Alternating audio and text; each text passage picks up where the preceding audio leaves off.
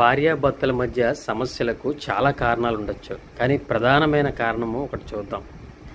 భర్త దగ్గర భర్త యొక్క తల్లి గురించి భార్య చెడుగా మాట్లాడకూడదు, అవమానించకూడదు.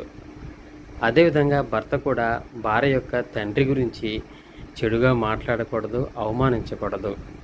ఎప్పుడైతే భర్త యొక్క తల్లిని భార్య విమర్శిస్తుందో, భార్య యొక్క తండ్రిని భర్త విమర్శిస్తారో, ఆ సమయంలో ఇరువురు హృదయాల్లో ద్వేషభావం స్టార్ట్ అవుతుంది. ఆ ద్వేషం కాస్త వారి మధ్య గొడవలకు, సమాధానం లేకుండా గృహంలో చేసే విధంగా ఉంటుంది. ఒక భర్త ఎప్పుడు కూడా తన భార్య ముందు తన భార్యతో భార్య యొక్క తండ్రి గురించి చెడుగా మాట్లాడద్దు. ఒక భార్య కూడా తన యొక్క భర్త తల్లి గురించి భర్తతో చెడుగా మాట్లాడకూడదు.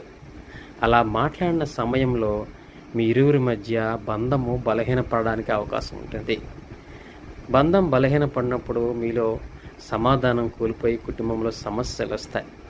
కాబట్టి ఇక మీదైనా ఇరువురు కూడా మీ యొక్క పేరెంట్స్ గురించి తగు మాత్రమే మాట్లాడుకోవడం చాలా మేలుకరంగా మీ జీవితాల్లో ఉంటుంది.